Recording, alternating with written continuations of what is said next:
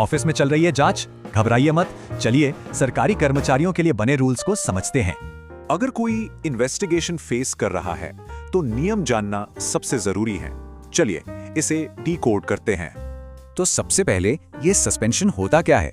ये कोई सजा नहीं, बस जांच के दौरान एक टेम्पररी मेजर है। तो सवाल है, सस्पेंशन होता क्यों है? इसके दो मेन कारण हो सकते हैं।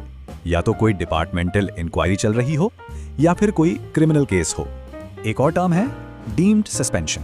ये एक ऑटोमेटिक सस्पेंशन है जिसके लिए अलग से ऑर्डर नहीं चाहिए। तो ये काम कैसे करता है?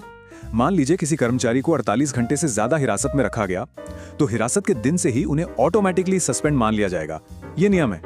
और यही सेम रूल तब भी लागू होता है अगर 48 घंटे से ज्यादा की जेल की सजा हो जाए। सबसे बड़ी चिंता होती है प्रमोशन को लेकर। क्या जांच का मतलब करियर पर फुल स्टॉप है? नहीं, ऐसा जरूरी नहीं। सील्ड कवर प्रक्रियाएं ये पक्का करती हैं कि प्रमोशन पर विचार हो। इसमें कमेटी अपनी फाइंडिंग्स को एक लिफाफे में सील कर देती है और केस के फाइनल फैसले का इंतजार करती है। और सबसे जरूरी बात, अगर केस में बरी हो गए तो प्रमोशन पिछली तारीख से मिलेगा। अब सवाल आता है दूसरी नौकरियों पर अप्लाई करने का। क्या जांच के दौरान ये मुमकिन है? यहाँ नियम बिल्कुल साफ हैं।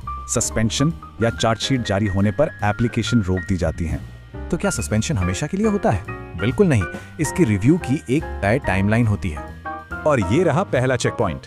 कोई भी सस्पेंशन ऑर्डर बिना रिव्यू के 90 दिन से ज्यादा वैलिड नहीं होता। एक रिव्यू कमेटी को 90 दिन के अंदर केस को रिव्यू करना ही होता है। एक्सटेंशन भी एक बार में 180 दिन से ज्यादा नहीं हो सकता। लेकिन एक खास बात, डीम्ड सस्पेंशन में 90 दिन का ये काउंटडाउन रिहाई के बाद शुरू होता है। तो खास बातें क्या है? सस्पेंशन का समय पर रिव्यू और प्रमोशन मामले में सील्ड कवर प्रक्रिया। इन नियमों की जानकारी रखना ही ऐसे मुश्किल समय में सबसे बड़ा सहारा है।